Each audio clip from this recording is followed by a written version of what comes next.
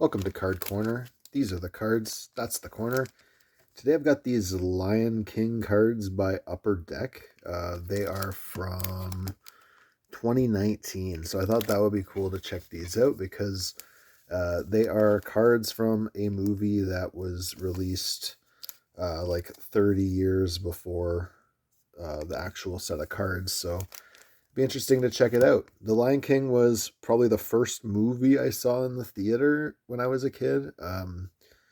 Even to this day, I really appreciate sort of the quick pacing and the excellent story writing, and the technology that they used back then was just crazy.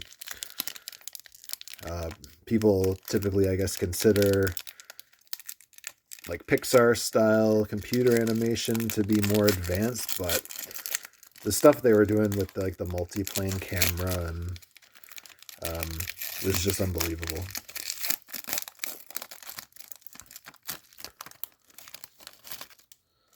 All right, I'm hoping we can get some good character cards. Here's Simba and Friends. So I have seen some of the old Lion King cards, and I do think that these are better quality.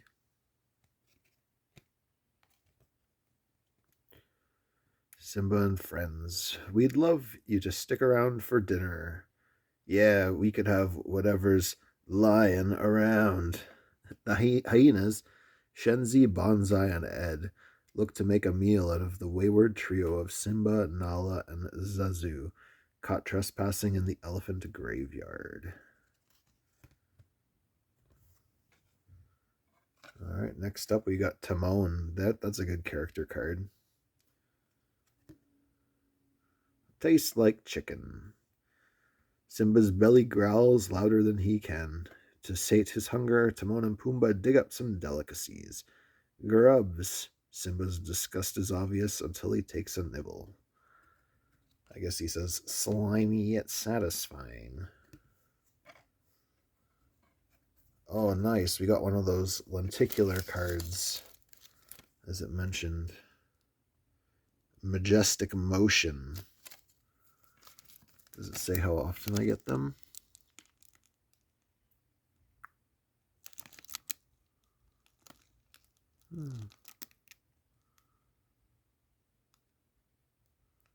Tier 1, what? Tier 1 is 1 in 50. That seems pretty good.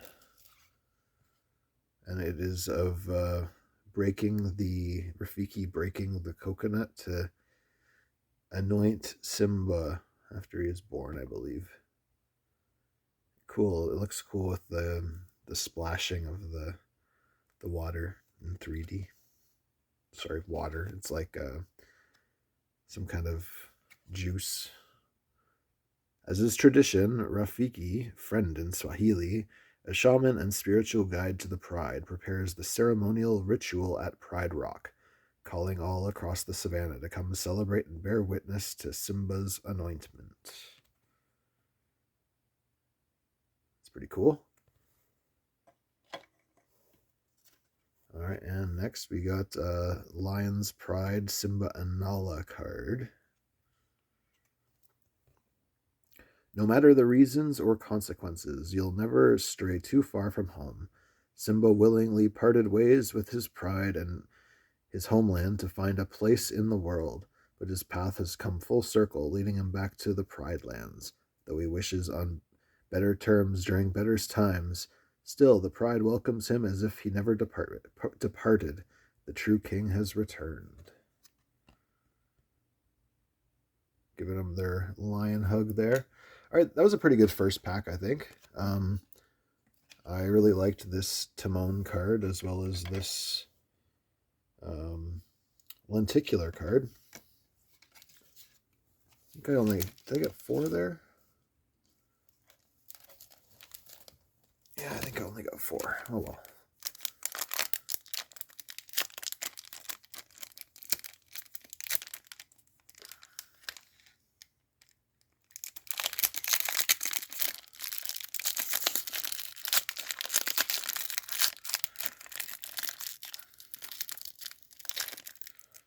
Come on.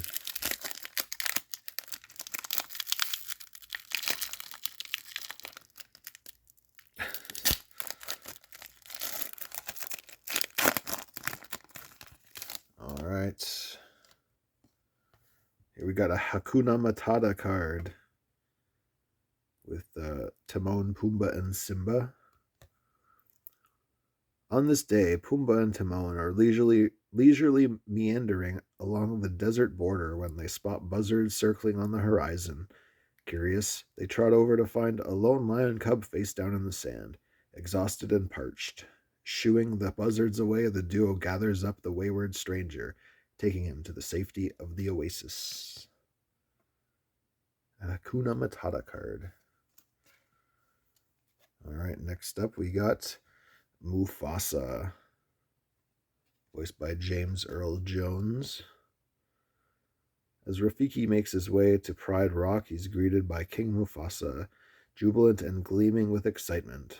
Far and wide, word travels fast across the winds and plains of the king's newborn son Simba, the pride of the pride. Kind of wish it was portrait, but it's a good Mufasa card for sure. All right, here is Simba and Nala fighting before they fall in love. Foraging for grubs, Pumbaa stumbles upon a rogue lioness stalking him in the brush and hightails it. With the lioness in hot pursuit, Pumbaa races to the safety of the oasis, and Simba, who leaps into the fray. The claws are definitely coming out. Although he did not win. All right, next up we get Shenzi, Bonsai, and Ed, which I believe is Cheech Marin and Whoopi Goldberg. Shenzi, Bonsai, and Ed circle Simba, Nala, and Zazu, sizing them up. It's slim pickings at the elephant graveyard, and these trespassers, morsels, would make a fine meal to fill the hyenas' empty bellies.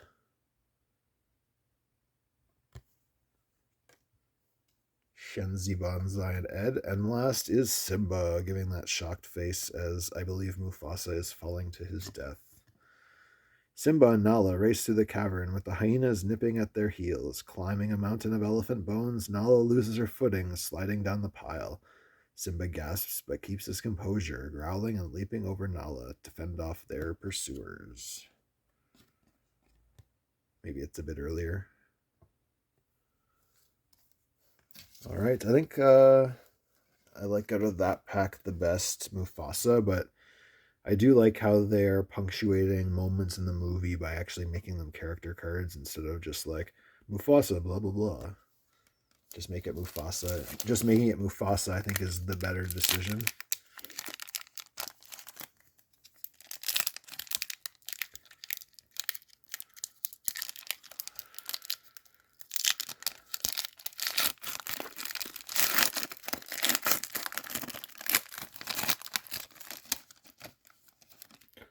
All right, here we got Simba and Rafiki.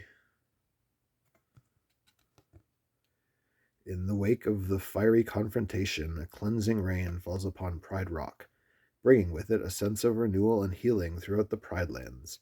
Rafiki embraces Simba like a father. The prodigal son has come home. But there's one more thing that the king must do. Climbing to the overlook of Pride Rock, Simba surveys the great expanse that is his home, his kingdom. All is as it should be. It is good, and he roars.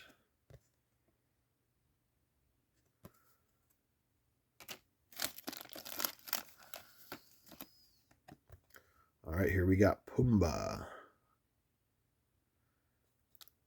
So I think my opinion about this design is that I do like that they included this like little lion logo, but I think they should have brought down this lion quite a bit, even if they have to have the Disney, even part of the on the picture. I think that there's way too much yellow space, and it looks ridiculous how how much empty space is around the name.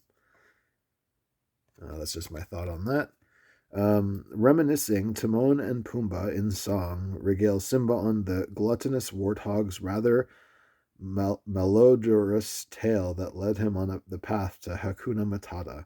While foraging at a waterhole, Pumbaa was disheartened to find the other animals were repulsed and shied away from him due to no small part to their aversion to his rather repugnant odor. Who wrote that? Like, there's like a small part, obviously, in Hakuna Matata. Uh, this is a funny, like, sort of rewording of that verse.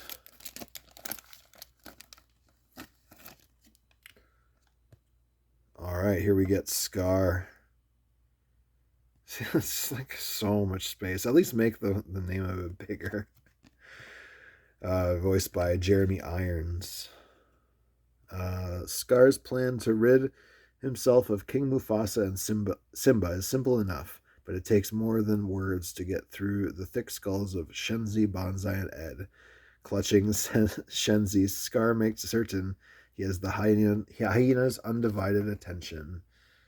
He gets through to them through song.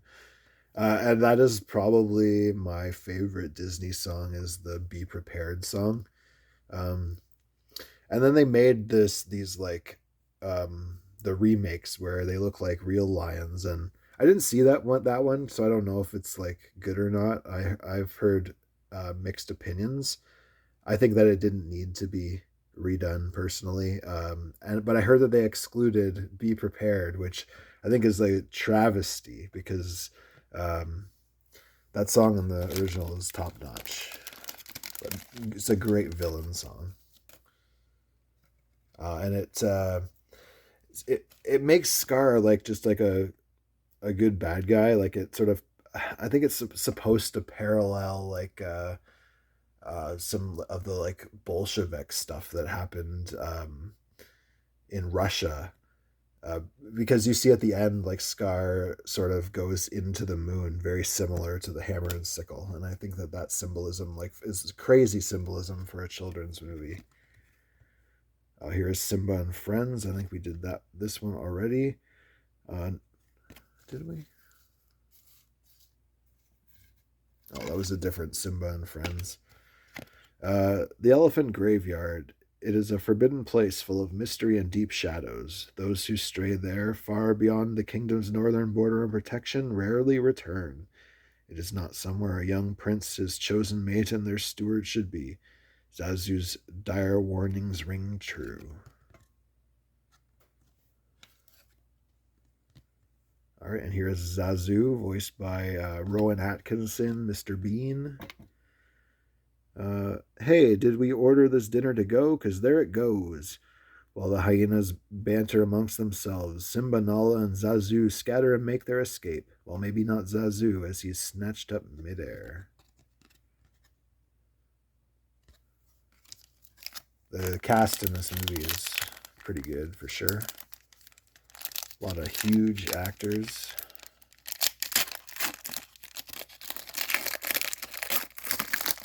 I'm not sure even if they did that really very much before with the cast. Here's another Scar. Is it the same one or is it? No, it's a different one.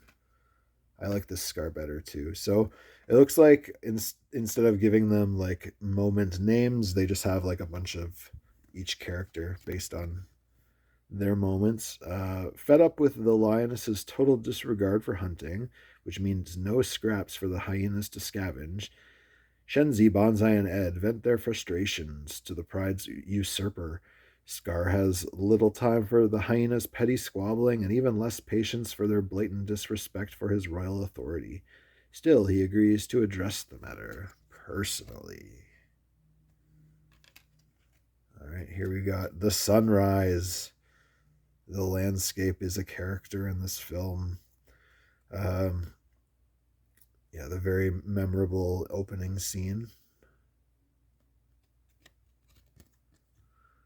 Dawn breaks across Africa's Serengeti as the sun's life giving radiance blankets the rolling hills, fields, and plains of the Pride Lands, a lush savanna brimming with an abundance of life. Here, for as far as the eye can see, creatures meet, great and small stir, anxious to embrace the dawning of a new day in the circle of life. Written by Elton John. Alright, here we get Mufasa and Simba. Oh, there's more to being king than getting your way all the time. Treading through the savannah, King Mufasa imparts some wisdom to his son Simba of the great responsibility he bears in his place in the circle of life. Lessons from the film. There's definitely a lot of symbolism in it for a kids movie, that's for sure.